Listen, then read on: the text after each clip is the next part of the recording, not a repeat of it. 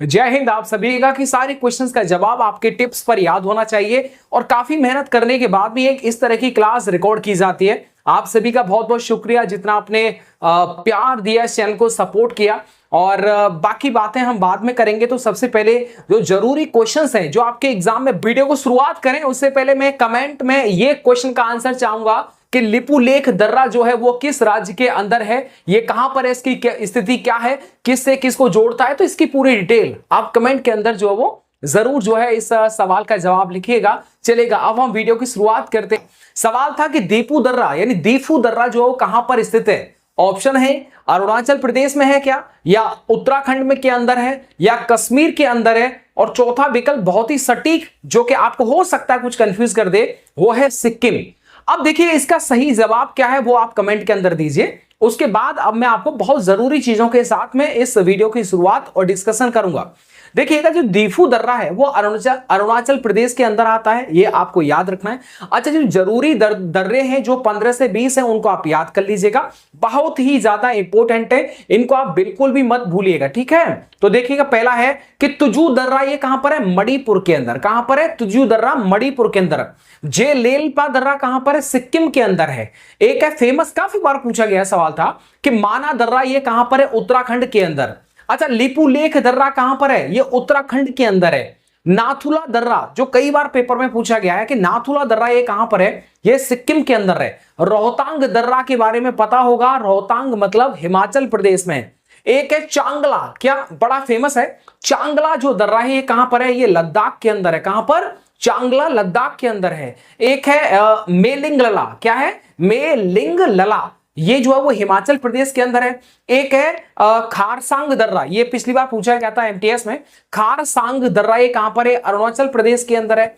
अच्छा, एक बहुत फेमस है चंबा दर्रा, क्या है, चंबा दर्रा, ये हिमाचल प्रदेश के अंदर है। एक सवाल जो आपने नहीं सुना होगा वो है राजधानी दर्रा, ये कहां पर है, ये है आपका मिजोरम के अंदर। कहां पर, मिजोरम के अंदर। अच्छा, तोगला दर्रा सिक्किम के अंदर। अच्छा, बुर्जिल दर्रा कहां पर है, ये जम्मू कश्मीर लद्दाख क्षेत्र में।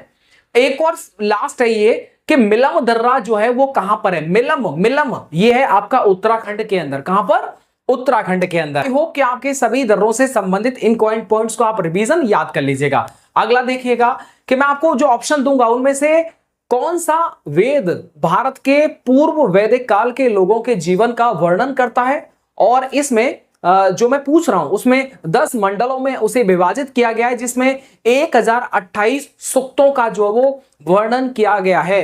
तो ऑप्शन मैं आपको बताता हूं वेदों के नाम, क्या वो सामवेद है, या अथर्ववेद है, या फिर वो यजुर्वेद है, और चौथा लास्ट जो सबसे फेमस है वो है ऋग्वेद। क्या है, वो है ऋग्वेद। कई बार सवाल पूछे गए ऋग्वेद से, तो इसकी डिटेल में इंफॉर्मेशन अभी आपको देने वाला हूं। चीजें जो जरूरी हैं जो मुझे रिमाइंड आ रही है बैक टू बैक, वो आपको बताता हूं।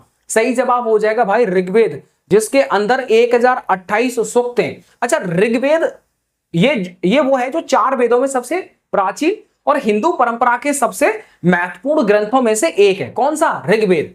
सामवेद के अंदर क्या आता है, गायन का सबसे प्राचीन वेद है ये, गायन के बारे में। यजुर्वेद में क्या आता है, इसमें इसे प्रार्थनाओं का वेद भी कहा जाता है। अथर्ववेद के अंदर क्या चीज आती है, जादू टोना या फिर वशीकरण, ये सारी चीजें जो हैं वो अथर्ववेद के अंदर आती है। उम्मीद करता हूं कि वेदों से संबंधित जो जरूरी क्वेश्चंस थे वो मैंने आपके सामने डिस्कस किए, आपने उनके जवाब नहीं पता है तो उनको आप याद कर लीजिएगा, ठीक है। कोई क्वेश्चन आपको छोड़ना नहीं है। अगला सवाल कि भारत के संविधान के कौन से अनुच्छेद का संबंध संघ एवं राज्य क्षेत्र से है, यानी यूनियन एंड टेरिटरी से कौन से अनुच्छेद का संबंध है। ऑप्शन सुनिएगा, अनुच्छेद 5 से 11, दूसरा अनुच्छेद 1 से 4 है, तीसरा विकल्प है अनुच्छेद 12 से 35, और चौथा वो है अनुच्छेद 36 से 51। बताइएगा, ठीक है, मतलब स्टेट एंड टेरिटरीज का संबंध किस अनुच्छेद से है। तो भाई इसका मतलब हो जाएगा, इसका अनुच्छेद है, आंसर बी हो जाएगा। अनुच्छेद 1 से 4 में इसका वर्णन दे रखा है। देखिएगा आपको बताता हूं कि अनुच्छेद 1 का मतलब होता है कि संघ का नाम या उसका क्षेत्र आता है। अनुच्छेद यानी आर्टिकल 2 में क्या आता है कि नए राज्यों का प्रवेश या उसकी स्थापना के बारे में।